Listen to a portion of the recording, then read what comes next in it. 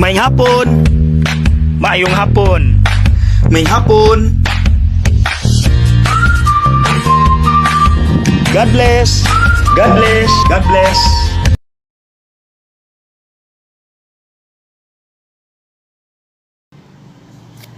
Maayong hapon.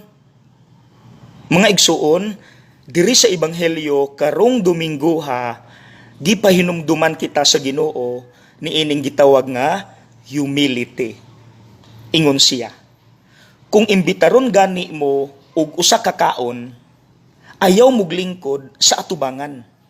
Didto mo lingkod sa pinakaluyo, aron ang tagbalay muduol ninyo og moingon, ayaw lingkod diha, diri sa atubangan lingkod, so dili ka maulawan.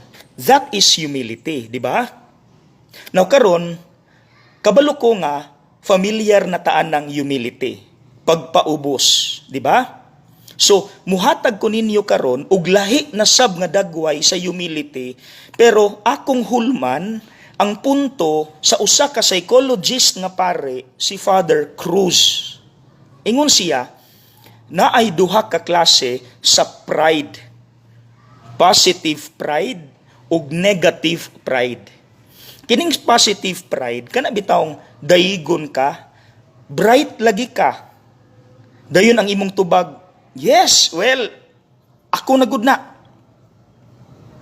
Naabitaw ko'y angkol nga grade 1 ra daw siya taman. Pero ingon siya nako, see, dato ko.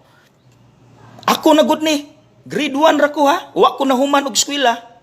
Pero dato ko, ako na gud ni.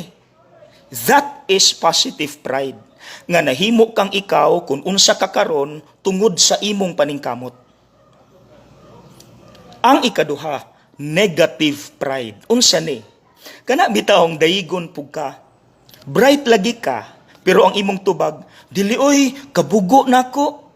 Guwapa lagi ka. Dili oy kamaot nako.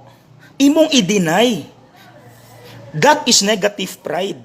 Ingon pa sa psychologist, nganong imo nang i-deny aron mas mudayeg pagyud siya nimo nga gwapa gyud ka, di ni bukad og samot imong atay. Mga igsuon ka ng duha sayop na. So ang atong pamalandong mauni, kung dayigon gani ka, maunay ilang nakita nimo. Example, bright lagi ka, mauni ang humility. Ing ania pagtubag. Yes, salamat. Yes, makaingon ko, bright ko, pero abi nimo kining tanan nga talent nako dili ni ako gihatag ni sa Dios nako, iyahan ning regalo, dili ni ako That is humility.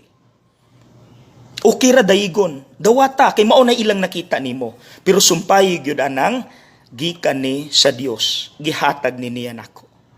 That is humility. Okay? God bless.